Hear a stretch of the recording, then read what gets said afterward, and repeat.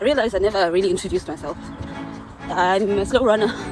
Well, that's not the regular introduction I'd use for myself, but for the purposes of this video, I'm a slow runner, and I'm trying to do a 10K in 3 weeks and do it in 59 minutes. For a bit of background, I have done 10Ks before. I even have done 10Ks in and around that time before, but since I had my baby, which is 2 years now, so I can't really use it as an excuse, but it's just been hard getting fast, and I wasn't a fast runner anyway to begin with, so now I'm just trying to get a bit faster. So will you follow me and see, and we could run together. I run in the mornings before work, and sometimes I go for walks in the after work, but I normally do my runs in the morning. So follow me, and if you're a runner too, let me know in the comments, and if you want to follow back, I'll be happy to, and let's do this together. Hi guys, welcome back to my channel. Let's run 7 kilometers together before work while we discuss some hard truths about running. You know what's not talked about often enough is how wonderful earphones are. So today I woke up early, got myself prepared, and my earphones just didn't connect, and after spending a considerable amount of time trying to make them connect, I had to give up, you know. So here I am around 7 o'clock going for my run. It's just me, nothing, no music, no podcast, nothing, just, oh my god, just raw dogging it. I really admire the people that just do this on the regular.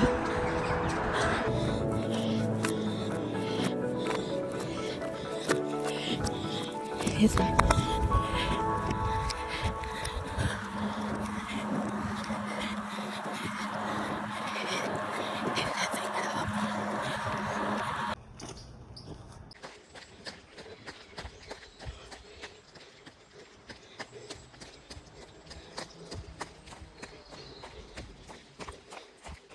enough about is how inconsiderate people, dogs, can be sometimes. I say this because where I am right now is called Kenaba Woods, and I love coming here. It's so peaceful and it's just so scenic and beautiful. But the main reason I don't come here is because of my safety. And you might think, oh, bear versus man. Nah, it's nothing like that. It's people with dogs not on leashes, and they kind of expect you to just be okay with it.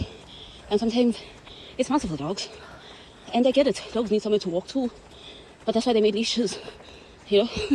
So anyway, my strategy normally is, if I see there's a car, I normally don't come in, because there's probably someone in these woods, probably have a dog.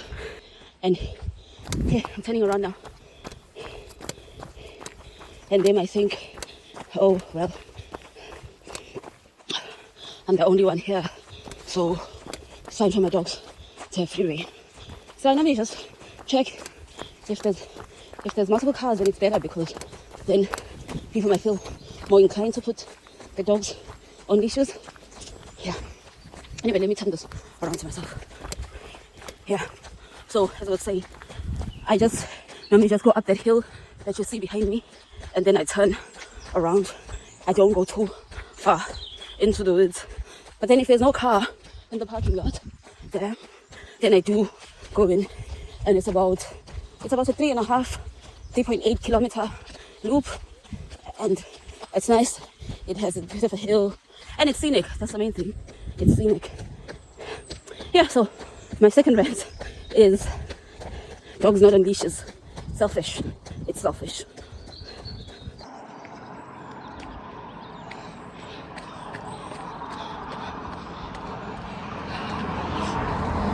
Runners don't talk about enough is how expensive or inexpensive running can be. I mean, we all know the basics. You need shoes. If you're a woman, you need a sports bra. I think that's pretty important. And you need a top. You don't necessarily need a running top. You just need a cotton top, whatever, and you're good to go. But then, in the social media age, with so much consumerism, we're inundated with so much, you know. You might think, okay, I have everything I need. And you see online, okay, you need some form of tracking your runs. So you need a fitness watch. Then you buy one. But then you see that, oh, Apple is better. Oh, Garmin is better. So then you're like, okay, I need to save up for a Garmin.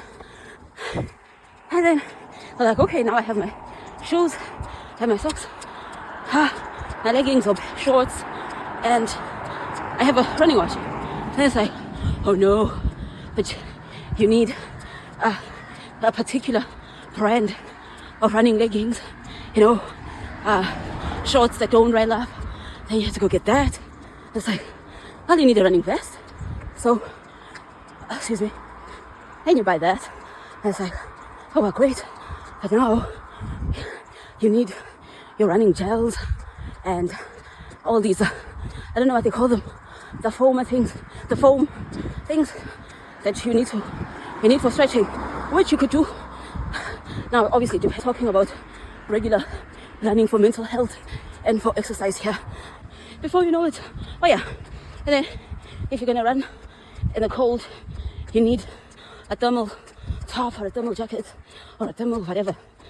And then if you wanna run in the rain, you need a waterproof yet light enough. So it just ends up.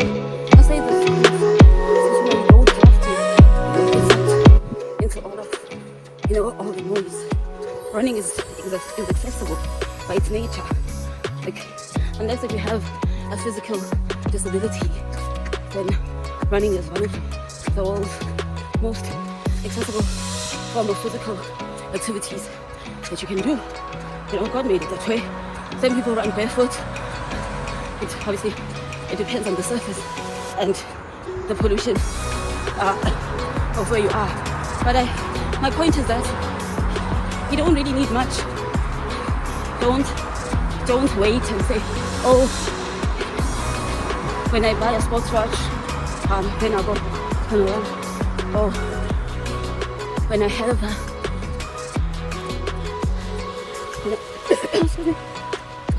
when I have a moisture wicking Nike top, then I'll start running. You can just decide and go. That's it.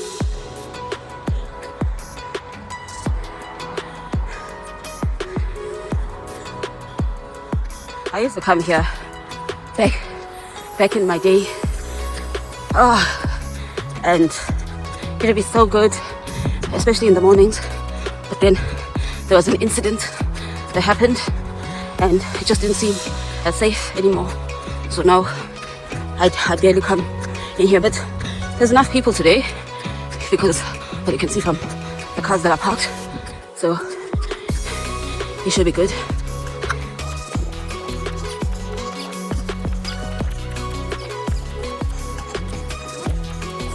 Another thing I wanted to point out about running, which is a positive. It's great that you can just go at it alone if you live in a safe area. You don't really need everybody, just you know. Unlike other sports like tennis or badminton, you know, you can just go play tennis by yourself, I would assume. Anyway, my point is, running is great in that you can just go at it alone. It's great that you can go at it alone. Then, on the flip side, on the opposite side of the coin, you can get very isolated, especially if you're at that pace where you're a bit faster, just a bit faster than walkers, but you're still slow. And so, I think to myself, oh, let me join a running club and that's great and that can work.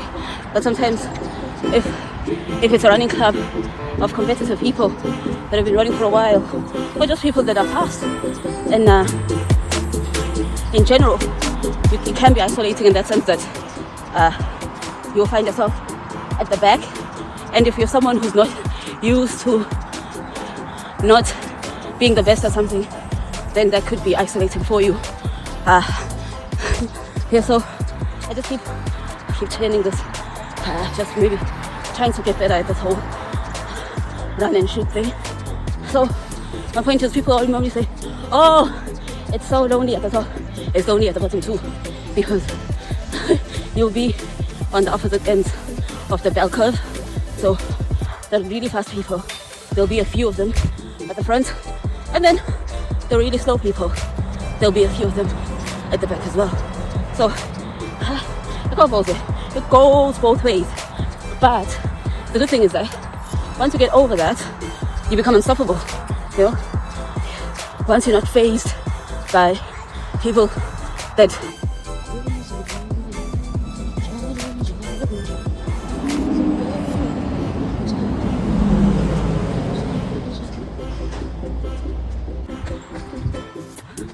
I'm done. Done about 6 kilometers, so it should be about 6.3 when I get back into the house. Yeah. So